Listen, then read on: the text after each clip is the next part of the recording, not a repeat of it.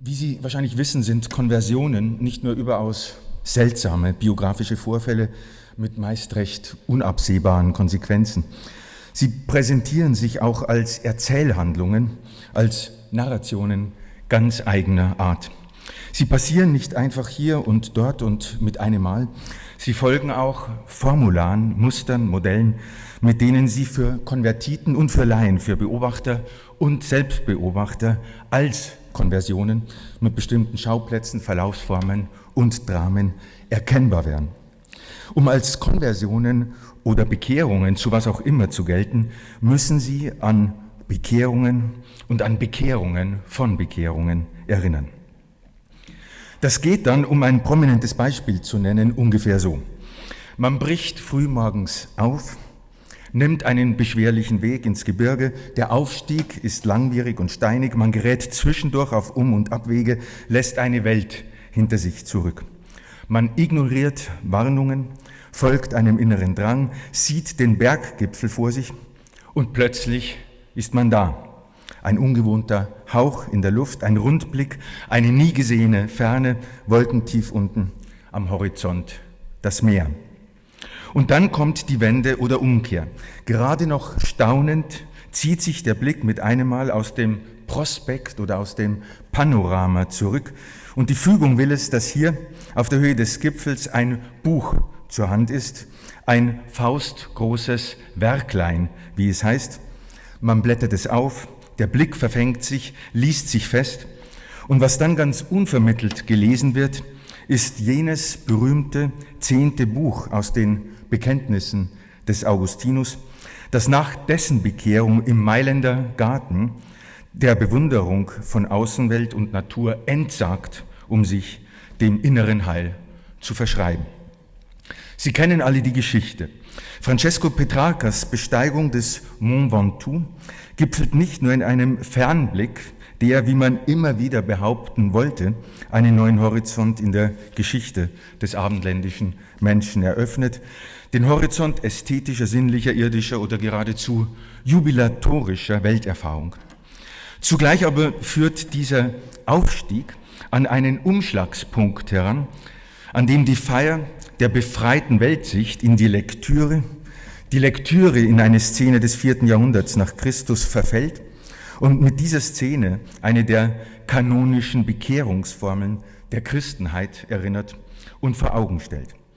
Bis heute jedenfalls ist es umstritten oder diskutiert zumindest, ob Petrarcas berühmter Text aus dem 14. Jahrhundert von einem neuen Subjekt in neuer Landschaft oder schlicht von seinem Gegenteil erzählt, von einer Ein- oder Umkehr, die in der Bekehrungsgeschichte des Augustinus gipfelt und den Aufstieg ins Gebirge zu einem inneren, heilsgeschichtlichen Weg verwandelt, zur strengen Absage an die sinnliche Weltverfallenheit.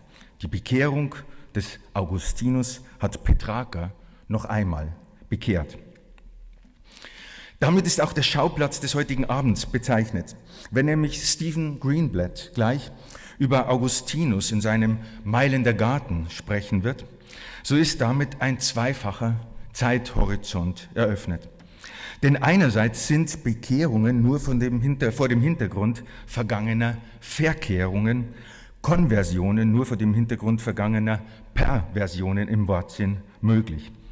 Konversionen sind Richtigstellungen, ihnen gehen Verirrungen, Heilsferne, der Fall und der Sündenfall voraus.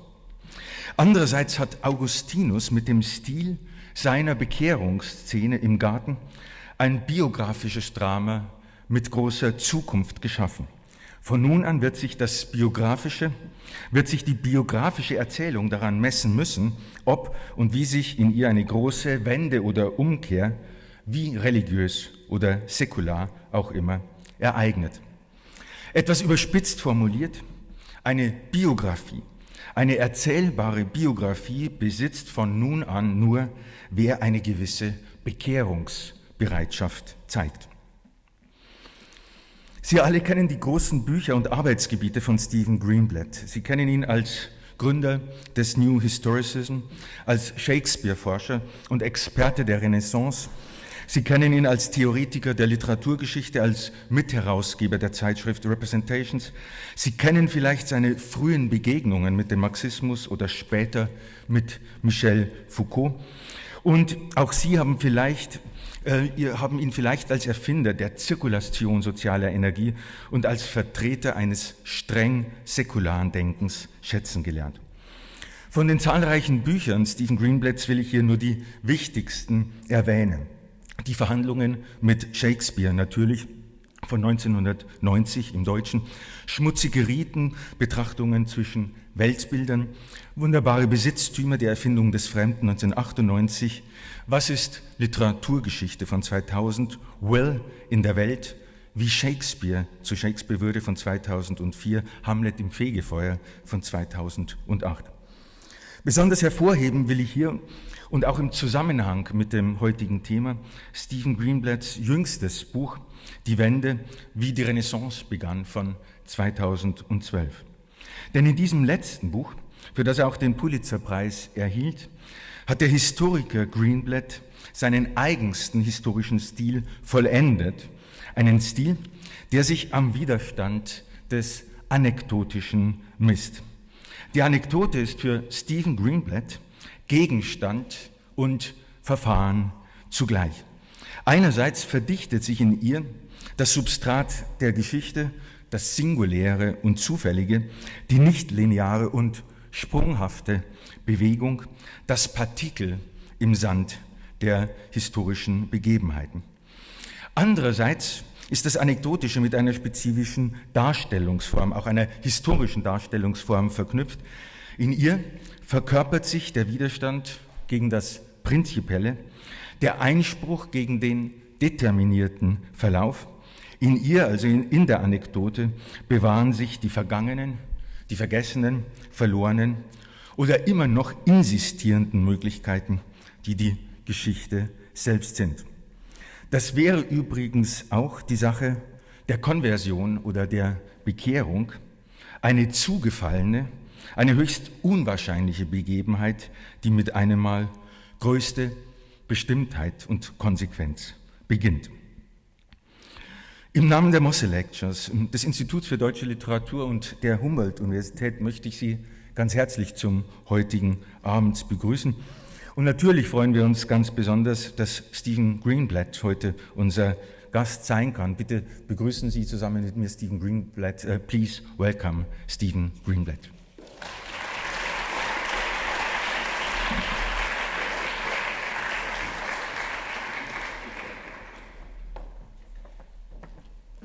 So thank you very much, Professor Vogel, for that wonderful, gracious introduction. Good evening. And I will only apologize once for not speaking in your language, and thank you for your patience and listening to me in mine.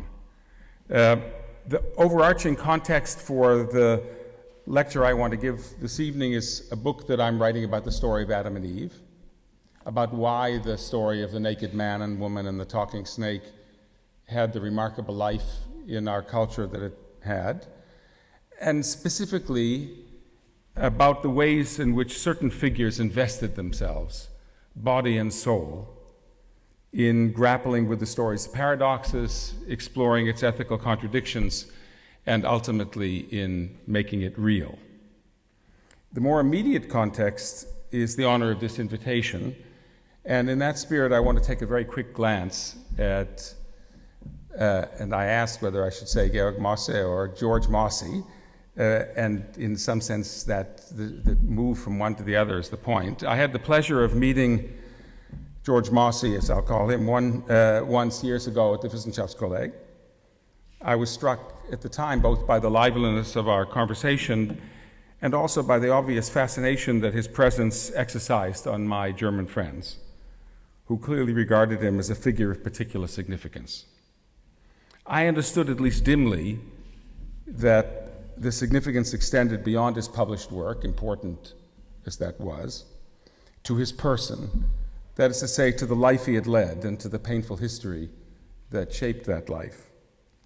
He was a figure of multiple transformations, most obviously, I suppose, from the scion of a great German Jewish family to a Midwestern American professor, that is to say, from Georg Mosse to George Mosse. But those transformations never seem to have been complete. He carried about him the indefinable air of a lost world, or rather of a world that he at least had never completely lost. Whatever transpired in his existence had somehow not entailed a decisive, once-for-all parting of the ways. In his late memoir, Confronting History, Mosse describes an experience that he had when he was a graduate student at Harvard in my hometown of Cambridge, Massachusetts. Several of my friends and I, he said, became active in the oratory of St. Mary and St. Michael in Cambridge, joining in such ceremonies as marking ourselves on Ash Wednesday or carrying palm leaves on Palm Sunday, much to the astonishment of our professors. But most important, Mosse writes, I helped to serve Mass. He was, in effect, a catechumen, as it would be called, willing to receive instruction. But he goes on to note that he never took the final step of conversion, and I left this experience behind me. It had never been motivated by a true spiritual quest, but rather by curiosity and the attempt to enter Christian theology on a more profound level of understanding. That is to say, he didn't take the turn that we associate with conversion, or at least the Augustinian conversion, on which I want now to focus our attention. There will be actually two conversions that concern me today. The first is the celebrated conversion of Augustine, which occurred in the year 386 and led to his redemption. And the second is the conversion of Adam and Eve, which occurred in the year 1, or whatever we call the first moment, and led to the inevitable death of all of mankind. The two are, of course, linked. Without the conversion of Augustine without the conversion of our first parents, without this moment, from innocence to sin, there would have been no occasion for the conversion of Augustine from sin to salvation. And they're linked in another sense as well. It was Augustine who transformed the story. It was Augustine who transformed the story of Adam and Eve from a brief, enigmatic, archaic account. Well, that's not good. There we go. Okay, good. An archaic myth, a scriptural prelude to the great events that followed in the life of the Jews or the life of Christ, into the central event of the drama of human existence.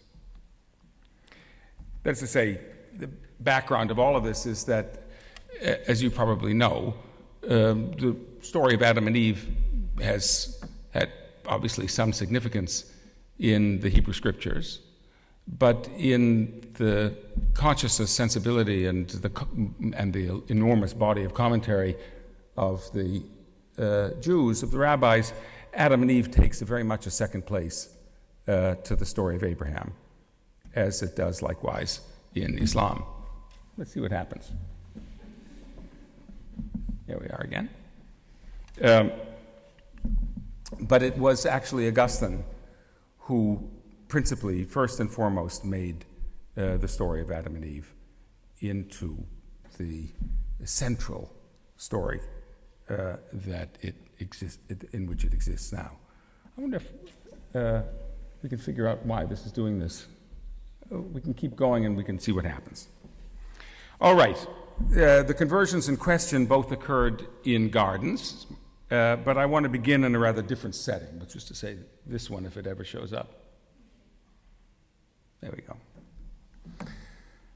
One day in the year 370 of the Christian era, a father and his 16-year-old son went to the public baths together in the provincial city of Tagaste in what's now Algeria. Something happened there that ultimately helped to alter the course of Western civilization. But on the face of things, the visit could not have been more routine. Tagaste, resembling hundreds of Roman cities and towns circling the Mediterranean and extending far inland, had certain predictable municipal features, including some combination of markets, temples, law courts, schools, housing blocks, theaters, forums, workshops, animal pens, amphitheaters, gymnasia, brothels, barracks, and of course, public baths. The baths varied widely in size and luxury, but the basic experience, what we can call the Roman spa formula, was everywhere the same and has continued virtually unchanged to the present. All of it, the soaking, the sweating, the massages, and the final cooling down and resting, was and remains utterly familiar.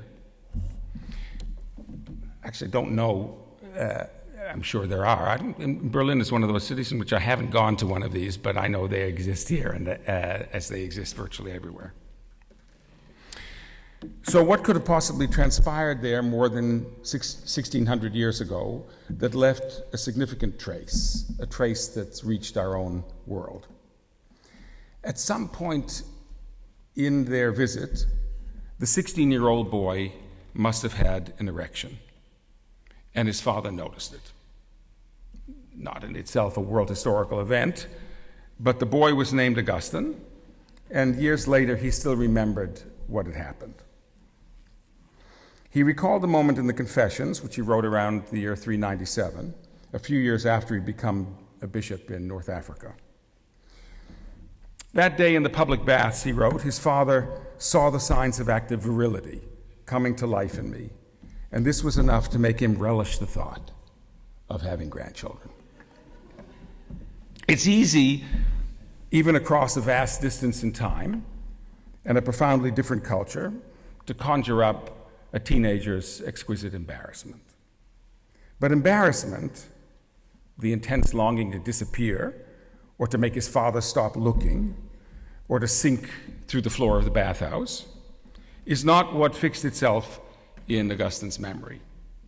What he remembered instead was what happened when they got home. His father, he writes, was happy to tell my mother about it.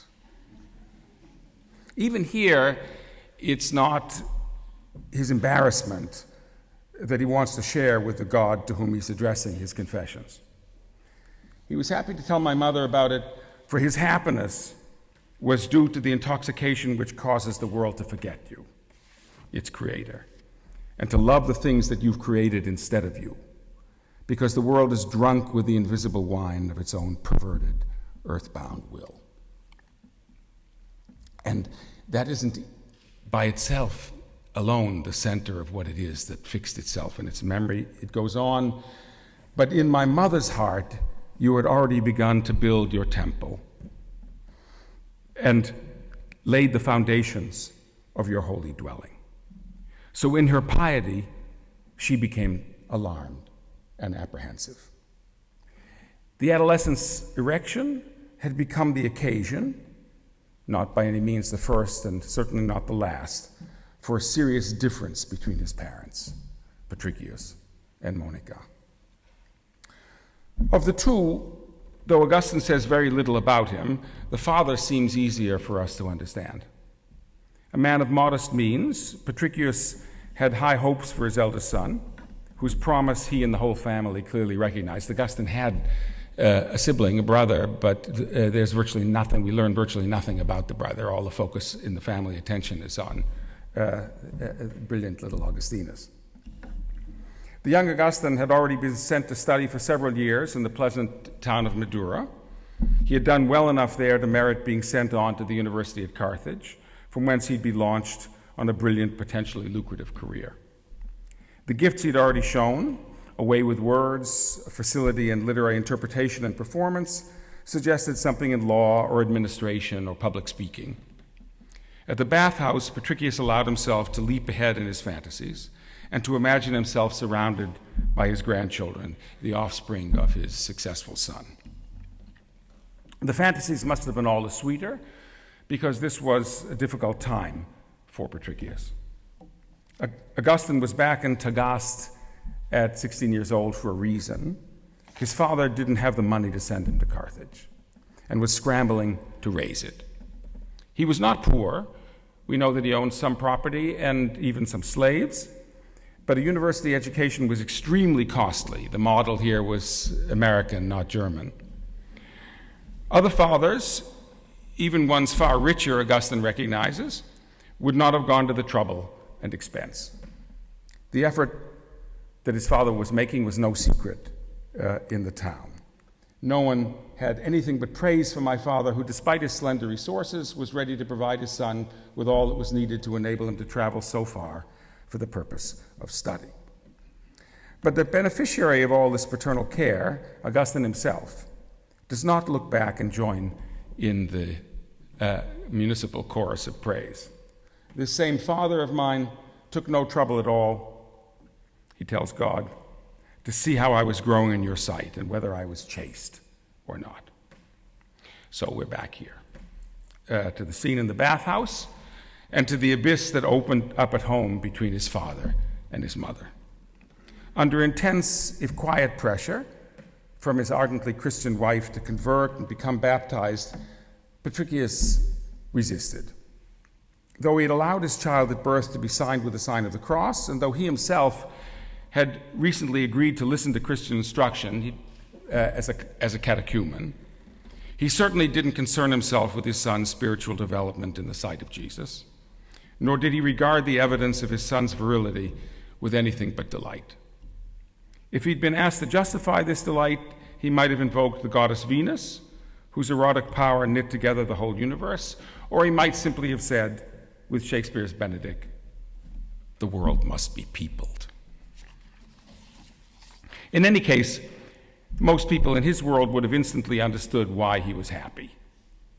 As for chastity, Patricius himself was hardly a model. Though he admired his wife's virtues, he was, Augustine writes, unfaithful to her. Though the son does not say how or when he learned of it, he makes it clear that he had talked about his father's infidelity with his mother, who knew all about it and chose not to make it a cause of quarreling. Though kind, his father had a temper, which his mother was careful not to provoke. Augustine remembers that many of his mother's friends appeared with bruised and battered faces, complaining of their husband's violence, but that his mother would reproach him. By the laws of matrimony, they were, she would remind them, their husbands' ancilli, their slave girls. It's all the more telling then that on her son's behalf, rather than on her own, Monica was willing to make a scene. Patricius' sexual behavior was one thing, her son's quite another. When her husband beamed at what he had seen at the bath, she began to dread, Augustine writes, that I might follow in the crooked path of those who do not keep their eyes on you, but turn their backs instead. It's not difficult to see just whose path Monica feared her son might be following. She set about deliberately and systematically to drive a wedge between son and father. She did all that she could to see that you, my God, should be a father to me rather than he.